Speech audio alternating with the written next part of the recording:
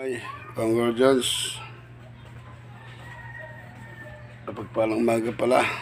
Bakit bagong Guardians?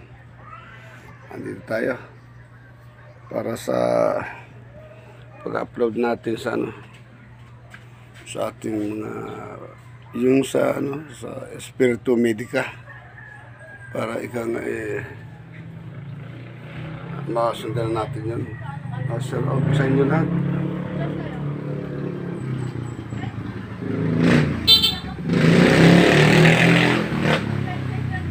Tuwa yung mga ito.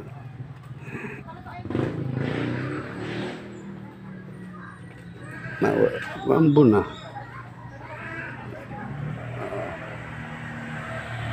So, yan. Shout out sa inyo. At sa mga viewers natin, mga subscriber natin. Ako'y bagong gising. Para hindi na magtagal. Kaya natin, ito yung ito, kaso pahalang medyo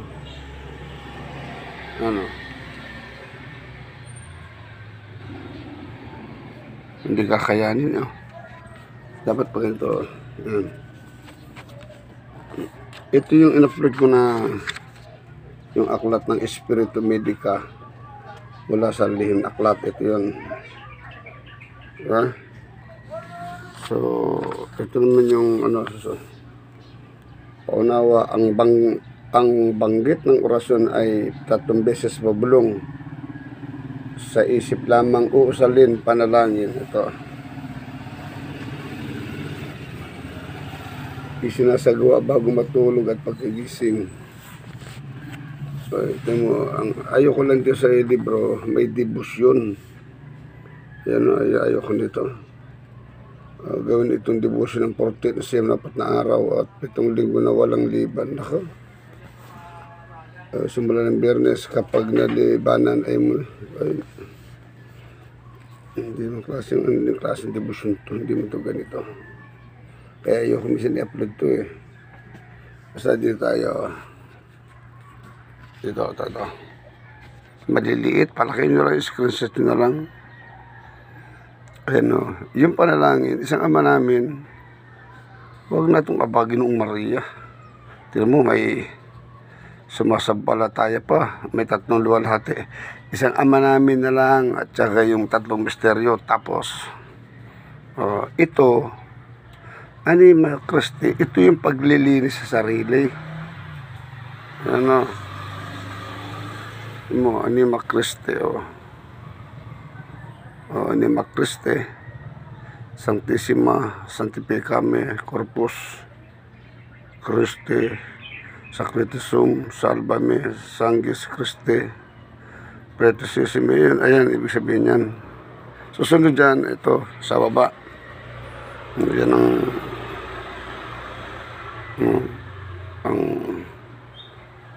yan. Susunod dyan ang Kait Deum.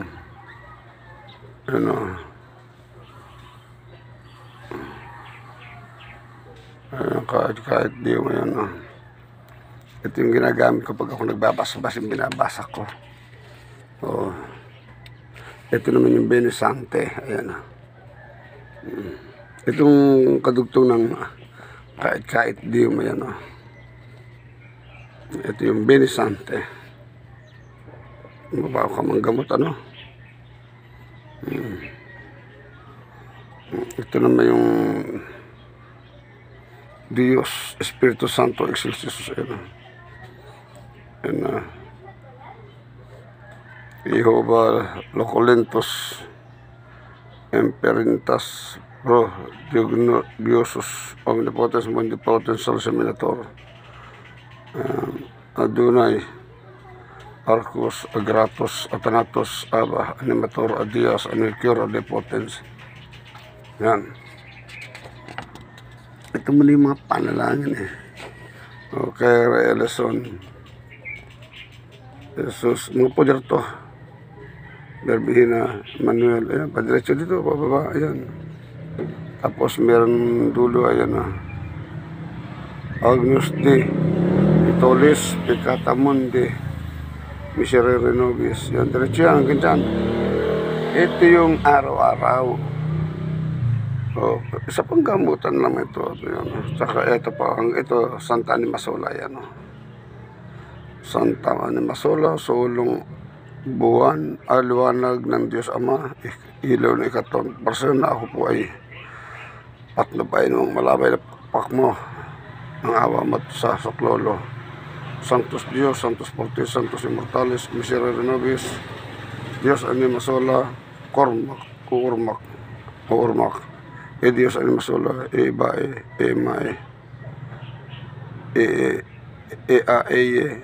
Eayuk, Eamat, Sancte Pater, Olta Prex Mundarum.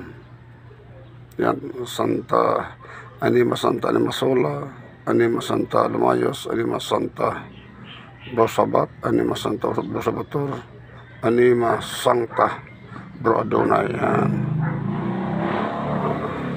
Balagbag natin dulo, yan. Ng dulo, yan. Ng dulo sa baba, yan. Aok, aok, tirak, tiring, sitimitis, tisimisit, missimisim, per omnia santissima nomina, LLN, Elim, Ilono, Elireye, Manuel, Sabaot, Soteros, Tegramatan, Aglagios, Ateos, Isteros, Atanatos, Elison, Igmas, Yoba, Iko, Setibi, Matunay, Sagay, Musun, Alpha et Omega, Setibi, Propitius, Laminis, Etsalos, et Libre, Tenor, Nosnodnon, Eiuua, Galgapanigal, Gandapan, Nanigan. Ito yung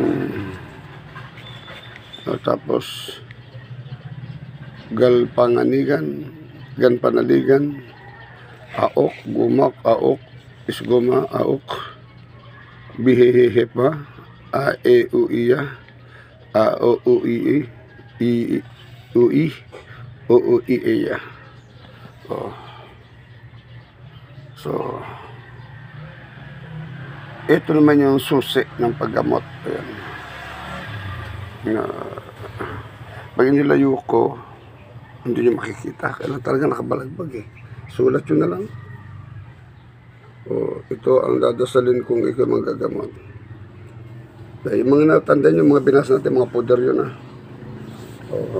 Galgap na nigal, ayudad mi, gehehep na, dedicator, spiritus mentes, turum bisita, inti superna, Christi pectore, altrione, domini Dei. Yan saka isunod ang anumang orasyon na gagamitin sa panggamot. Pag alam kong material spiritual sakit una sa lahat, ay banggitin ang orasyon ito upang hindi makatago at makatakas ang espiritu na miminsala sa tao kung sakali na mayroon.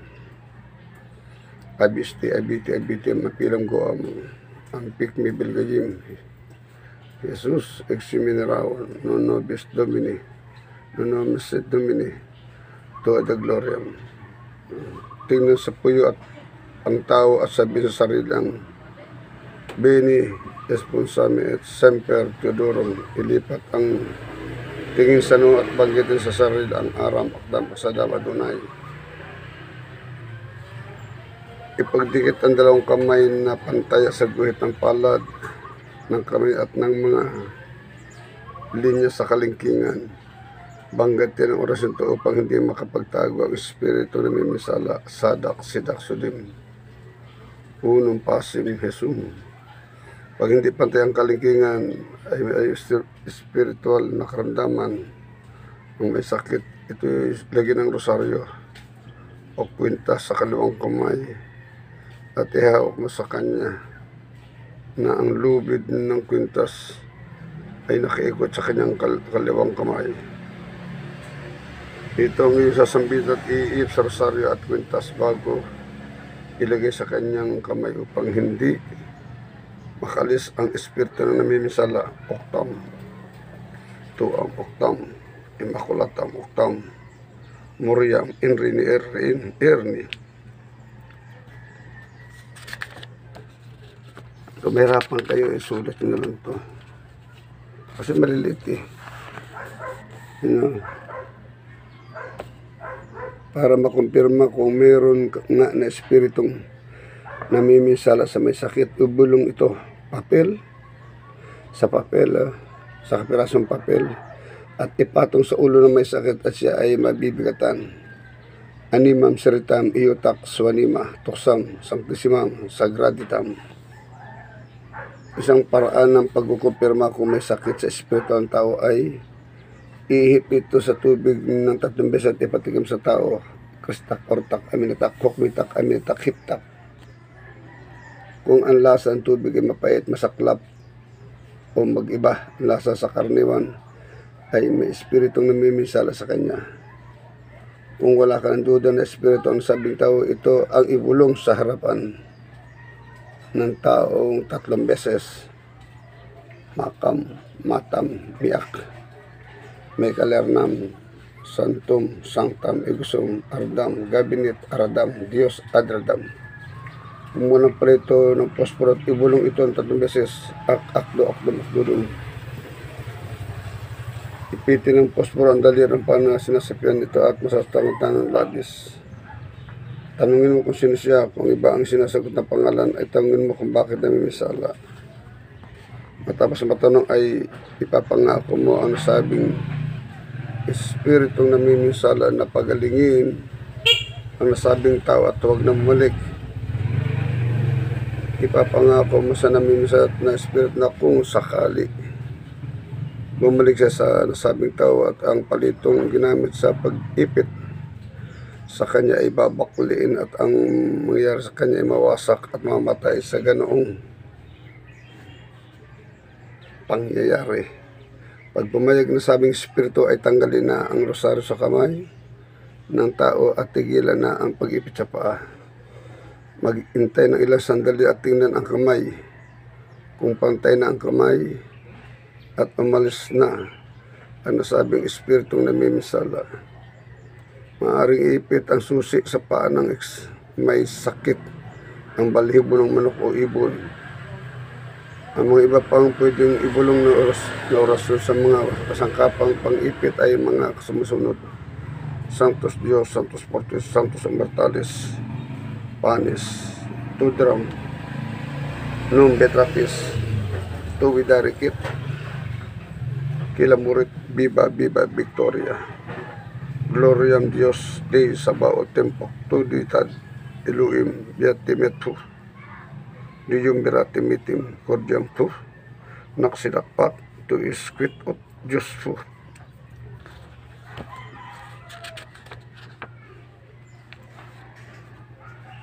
Aba, abaog, abaumal, udak, perak, arikabal, sinak, ramak, lardin, asari, pospulati, nokor, sangti, taktak, verbal, piyat, makal, operatus, karkar, pos, adok, Jesus hukak, apulati, mikak, kututum, bermilato, igulub, rit, lerwit, akum, satarsit, bertus, sorbum, abrapam, hug, adalib, sasano, amano, direksyo, kusim, birgdam, makam, sarbam, puwi, sisiria, adok, siher, roa, salibo,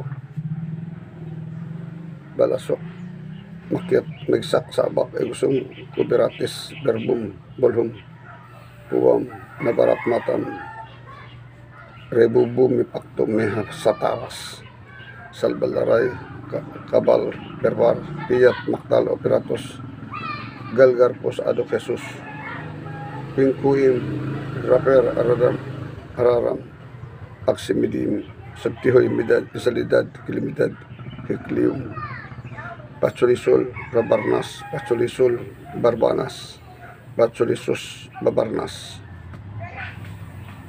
rosit, lausit, ilusit, Jesus ubigar, lay, Dios, inukar, Dios, mitam, nas, syunim, nakutim, samunak, timam, ram, marmalayum, sit, disit, dilutok, lumayos. Ito yung mga pwede mong ibulong. Tapos, gragar, abdig, sang tuo mo didadug sa lindang bayoy hukak berbum salbum paktum nobis ego sumatardar kas paktusi kastusi magsiyas bulhom ignibi horomohol paktinit bulhom na makwilam. So dito lang po tayo at mahaba. Susunod na lang po natin mga pag-ano. Ang isusunod natin na ito. Yan. Ang mga orasyon ito ay magamit sa pagpapalis ng masamang espiritu sa tao at nakapagpaliwanag ng isip. Ibulong sa kamay ng 3 beses. Itapat ang kamay sa may sakit na hindi dumidikit sa katawan. Yung may sakit mula ulo hanggang sa bumaba sa may talampakan. Kung ito ay gumagana ay makakaramdam ang pasyente ng may lumalabas na malamig o mainit o malahangin sa kanyang katawan. Ito po, susunod na. So, medyo mahaba ano. So, yung ang ating tatanda natin, ito po ang ating upload. Yung 3 mystery, ito yung 3 mystery natin eh. So yun lang po muna at medyo mahaba ang video. Ang hirap kasi matagal mag-upload pag ito tama yung 15 minutes. So yun lang. Nakita nyo pag may ito yung aking bintana. Yun yung sa bagyo. Hindi ko na inalis. Pag may bagyo, babasahin ko lang 3 beses yun. Iihip ko yan dito sa bahay. 3 beses pag may bagyo. Importante nandiyan na yan. So, yun lamang at maraming salamat sa inyo lahat at sana mas lumawig pa ang inyong kaalaman pagdating sa ating gamutan at dito madilim sa loob. At muli shout out po sa ating mga subscriber at viewers.